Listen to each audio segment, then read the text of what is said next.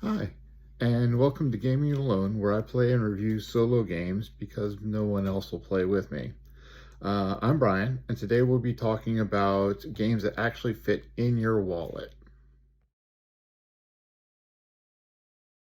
Today I'll be reviewing and doing playthrough demonstrations of two pocket games that are produced by Button Shy. The first is going to be Ugly Griffin Inn, which is a tower builder, and it's a lot of fun. It has a little bit of sprawl to it, but we'll check it out and you'll see that it's really a fun game. And this wallet holds the game and all of the expansions, and as you can see, nice and thin, fit in your pocket easily. The second game is Sprawlopolis, and again, this has all of the expansions except for one, and still very thin, fits in your wallet and your pocket very easily, something you could take with you when you travel. We'll start our playthrough with Ugly Griffin Inn, and there are two solos that I have in here. One gives you more patrons, and the other one includes dragons, which we're not going to play through today. As you can see, it's got very simple instructions for the solo, and just the instruction book itself is just a few pages long. So it's a very easy game to pick up and learn, and setup is easy. All you have to do is shuffle your cards, and once the cards are shuffled, you're done with setup. You're going to lay out 4 patrons, and they are the ones who are visiting your bar, your tavern. You take one of your patrons, and we'll just take the teetotal nun for example today, and we're going to put her up into the inn. And now that she's in the inn, we're going to first off look at her pet peeve. And it says if there's a beard directly above or below this room, then she is going to leave. And she's probably going to judge everybody on the way out. Being a nun, I guess that would make sense. Now, since there's nobody above or below her, then this is going to resolve. She stays in the room. Then we look and see if there are 3 combats, which there are. And because there are 3 combats, you've reached her other aggravation, and that also means that she's going to leave. Now, the object of this game is to build an inn of at least 7 levels, and with those seven levels, and your deck has run out, so this deck has to empty, then you've beat the game, you've won, and congratulations. On the other hand, if you have more than 8 patrons leave, then you've lost the game. So this game is all about building your tower and placing it in such a way that these patrons of the bar, of the tavern, are going, when they move into the inn, they're going to complement each other in some way so that you don't have them leaving as often. So again, that's just the basics of the game. So we have the nun. We've looked at all of this. So now we deal out another patron, and this is the drunken dwarf. He does fighting, and he likes beer. So we then pick another person to go into the inn, and we know that we don't want to have beer directly above or below. So we look at our options, and we see that the goblin triplet, he likes food and battle fights, but he doesn't have beer. So we can put him on the next floor. Now, once again, we resolve what we have here, starting at the top where the goblin is. And if there are 3 goblins in the inn, then it activates his reaction. There's only the 1 goblin, so we're good there. If there are 3 odors in the tavern, then he wants to leave. There's 1 odor down here, but the other 2 don't have any odor at all. good deal. We shift and bring out another patron. And the gameplay goes like this until you reach a point where, and just again for playing example, we'll move the nun up, and we will pick somebody with beer. So the nun doesn't like anybody with beer. She will leave. Now, the other thing the nun doesn't like is noise. And if we look at the bar, there are all three patrons have noise. That would also cause the nun to leave. So you put the nun into a discard pile. And that pile, again, you don't want to have grow to be more than 8 cards. If more than 8 cards, then you automatically lose. But that does show how you can lose players. Now, looking again, because we have to resolve this from top to bottom. The lazy sorcerer also is not fond of noise, and her resolution is that she leaves, and to make the exit easier, they switch places with the patron at the bottom of the inn before leaving. So she switches places with the goblin triplet, and we now have 2 patrons who are in the discard pile who have left. And then we would continue. There's only 1 goblin in here, and there is only 1 stink. So this is how the game is played, very simply.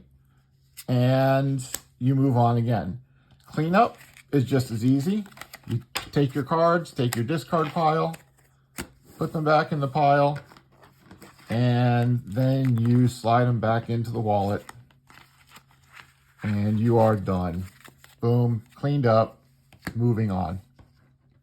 So next we're going to look at Sprawlopolis, and this is a tile placing game where you are building a small city.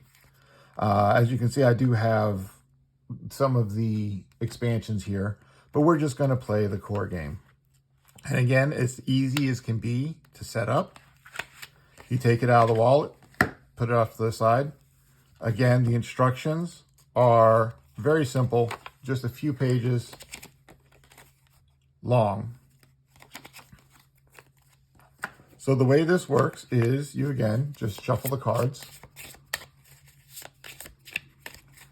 Now you're going to draw 3, the top 3, and these are your goals for the game. These aid in scoring. So if you can meet these goals for the game, then you score. The way the game works is you lay out a tile, and then you draw. And what you want to do is lay down tiles next to each other so that they abut. And so you've got 2 parks here next to each other. You could also move this over here, flip it, and have 2 industrial areas next to each other. It all depends on how you want to build out.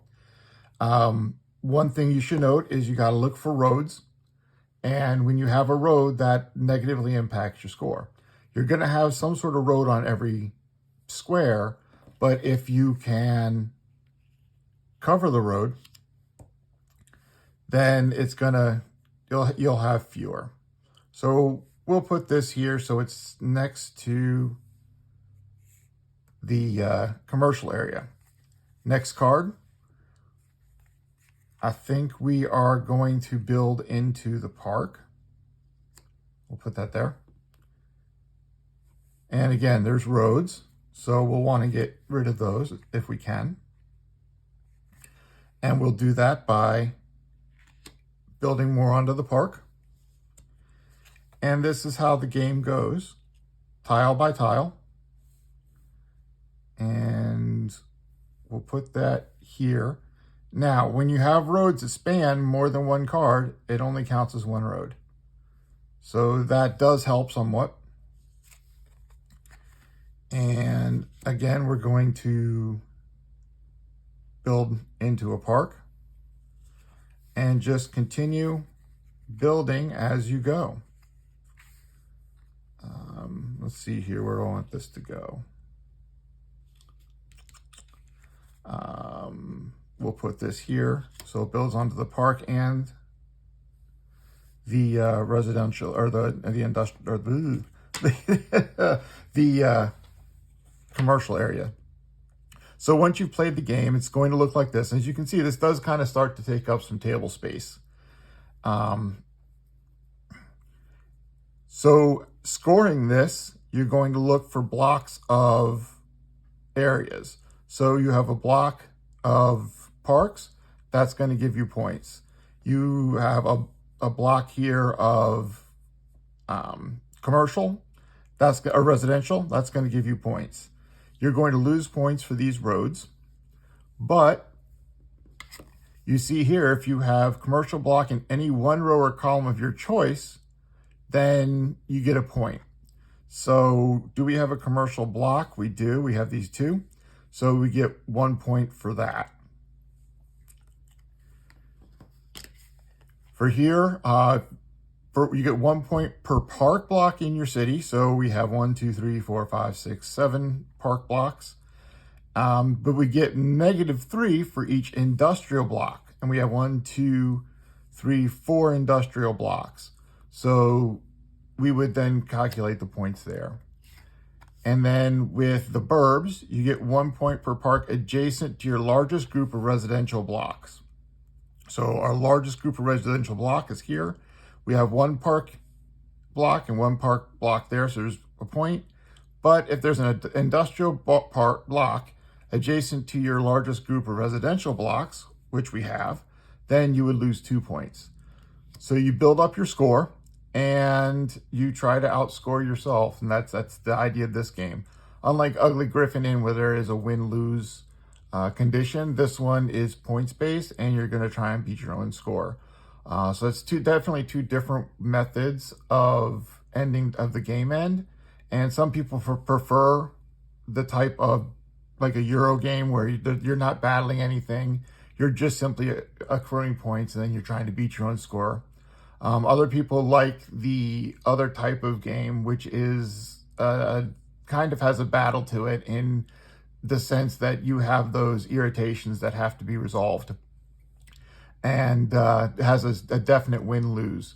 So whichever type of game you prefer, again, Button Shy, these are Sprawlopolis and Ugly Griffin Inn. These are two that I really recommend, and they're both really good for beginners. So if you're just getting into the solo gaming space, again, they're $12 each, so they come in at a really great price point for solo games when you're looking at other solo games that go as high as $100 and more. So great price point, easy to carry. You throw them in your suitcase, throw them in your pocket. You're sitting in the hotel room for the evening, boom, break out a game. You're at work and you want to play a game at lunch. These are easy enough to carry, and they don't take up too much table space. Certainly only the amount of space that you would be using to eat. So very portable and a lot of fun. And I would highly recommend these games along with the other Button Shy games. Now, both these games play very smoothly and they fit in a fairly small space. Sprawlopolis, as you can tell from the title, has a little bit of sprawl to it, but so does Ugly Griffin Inn, as you're going to see in just a few minutes. Sprawlopolis can be played multiplayer, but solo is great and is a lot of fun. Ugly Griffin Inn is solo only. Now, each game costs $12, and the expansions run between $3 and $4. And that's the case with almost all of Button Shy's wallet games. They run about $12, with the occasional one running about $17. They have a ton of wallet games, and you do have to look through the games because some of them are 2 players and more. Other ones are solo only, and other ones range from 1 to 4 players. So do check out the game if there's one that you're interested in, and their website is www.buttonshy.com. Thanks for hanging out with me today and learning a little bit about these great games from Button Shy. If you like content like this, please hit the like and subscribe button. It'll help the channel a lot. I'm just getting started, so every little bit counts. You can also subscribe to my Patreon or buy me a coffee. Both of them are at Gaming Alone. And I'll see you on the next video.